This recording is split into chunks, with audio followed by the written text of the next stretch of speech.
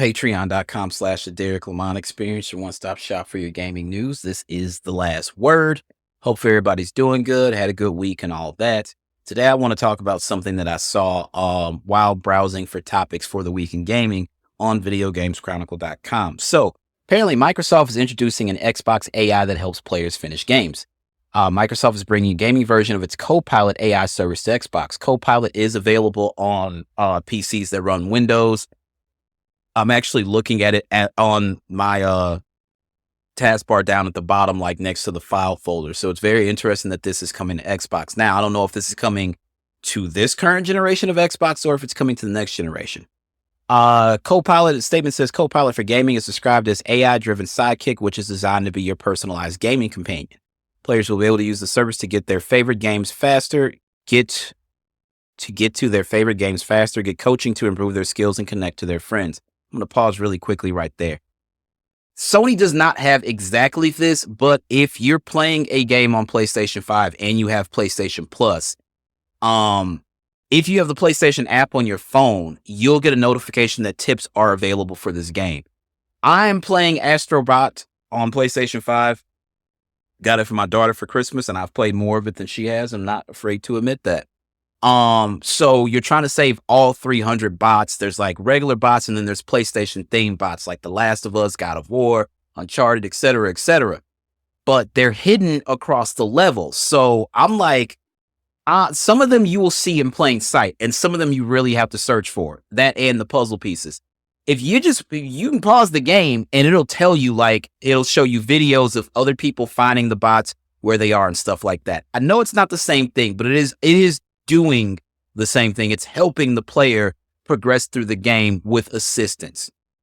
So this feels like that, but on a different level, because Microsoft is leveraging the power of their cloud service and their tools, their SDK and stuff like that. And I think this is actually really revolutionary. Let's see. During the latest episode of the official Xbox podcast, an early prototype of Copilot for gaming was demonstrated, including an in-game assistance feature, which lets players ask for help while still in the game. An example shown during the video, a Minecraft player picked up some wood and then entered a text prompt asking, "Okay, I've got some wood. What can I do with that?" Copilot for gaming then replied by telling the player to open their inventory and place the oak logs into crafting area and then turn them into wooden planks.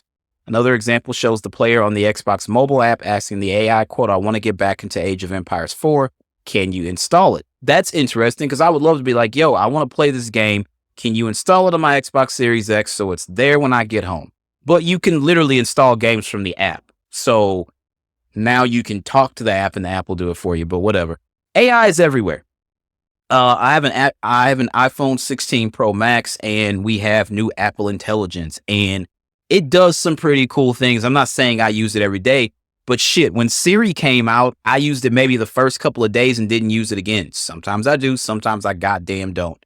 I use AI for my recordings. Why? Because it adds to the highs and lows, the audio levels. It takes out background noise and stuff like that. It comes up with a synopsis of what I've recorded and all that. I have nothing against this. And I think this is actually dope. The AI then installs the game for the player, offers to give a recap of what happened the last time they played the game. Third example shows the AI analyzing the player's situation and offering advice on it. Players shown in the character select screen in an Overwatch game asking the AI what to do when their favorite character, Echo, has already been chosen by someone else. Well, this is stupid. You pick some fucking body else, dummy. Quote, "Echo's taken, but Cassidy would be a solid pick with this team." The AI replies, "His mid-range hits can and Mercy's damage boost will work great on Elo's Ruins. Plus, you've done great with him on this map before." Later in the demo, the player dies quickly and asks Copilot what happened. He says, quote, "You stayed in the fight too long after your teammates were down," it replies. "Diving straight into Ramatra was a death sentence. Next time, retreat to regroup with your team." Discussing Xbox's vision for Copilot gaming, Xbox Corporate Vice President of Gaming AI, Fatima Kadar, explained that the feature should be entirely optional and shouldn't become overbearing should a player wish to start using it. Quote, "It's not just about AI showing up to help you, it's about AI showing up at the right moment," Kadar explained. "We really have to think about the experience we've built. It cannot be intrusive." An early preview version of Copilot for gaming on a mobile will be coming to Xbox Insiders soon, giving them a chance to test the service and provide feedback. So the way this is written up, I don't think it's coming to the console.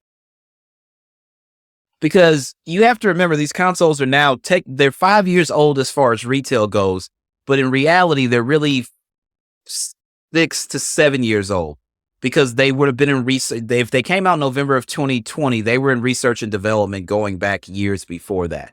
That's why they say every console when it comes out is actually dated, because you were using what was going to be amazing architecture at that time. Computer parts and things like that come out on a yearly basis. And that's why Sony going iterative on the PlayStation 5, on the PlayStation 4 Pro and the PlayStation 5 Pro is a good idea, because technology has jumped since 2020 when the PS5 came out. I don't know why Microsoft decided to sit this one out. It's very interesting. If this AI is able to run on current Xbox architecture, I would have to imagine it's not exactly great AI. That's all I'm going to say. If it runs on your phone, that's different. You have ChatGPT, you have Siri, Google has Gemini and stuff like that. So there's possibilities. I just don't know how this runs on a current Xbox console in a good manner. So I would have to imagine this might strictly run on the Xbox app on cellular devices. I could be wrong. It could be completely cloud-based, which is more than likely. I would have, it has to be. Well, okay, so it's probably a higher percentage of this is cloud-based, I would imagine. We'll just say that. But whenever Microsoft does launch their new hardware, and we're hearing 2027, and I talked about this on the Week in Gaming, so make sure you listen to that episode if you haven't. I would imagine when that console launches, it will have AI baked into the UI from day one. I would hope it would. I don't like when a console launches, like how the PlayStation 5 came to market with no themes, no folders or anything like that. I thought that was absolutely ridiculous. How you had it running on the previous hardware and then you remove it going forward is just really fucking stupid. Unless you're killing the feature off, it should be there day one. Let's stop releasing. And this is the problem with when we were in the generation of the Super Nintendo and the Sega. When you took it out the box, that's what it was. And that's what the fuck it was going to be until they iterated on it or whatever they did. Now, because of the internet, we're getting half-finished games, half-finished user interfaces and stuff like that, because they're like, oh, we can just patch it in later. And that's not necessarily a great thing. If you look at the Nintendo Switch, the fucking UIs for the Switch, it hasn't changed since the launch of the Switch. There's been tweaks and stuff in the background, but nothing noticeable. Nintendo cares way more about the games than they care about the UI of their console. And I'm not saying Sony and Microsoft don't, but the PlayStation and Xbox consoles are entertainment hubs as well. They're not just gaming consoles. Where Nintendo, a Switch, you can have YouTube on it. I think you can have Netflix and Hulu on it too, if I'm not mistaken.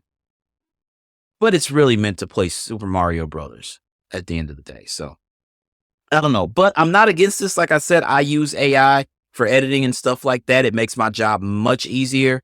It helps me, be able to get off the computer and spend time, with my daughter and do family stuff and play video games and rest and things like that, as opposed to going through the editing process myself, mixing and stuff like that, making sure the highs and lows are correct, and then having to come up with the synopsis from my brain and try to be witty about it. It's a fucking waste of time. It's not a waste of time. It's just a pain in the ass at times. So I found a way to do it better, and it works for me. So that's my 2 cents. So I'm all for this for Microsoft. Bravo. I don't know why you guys waited so long. I really don't.